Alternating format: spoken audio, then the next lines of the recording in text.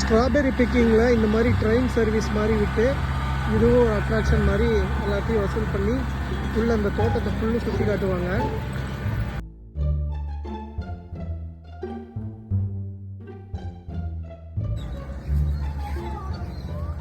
இதெல்லாம் ஸ்ட்ராபெரி தான்.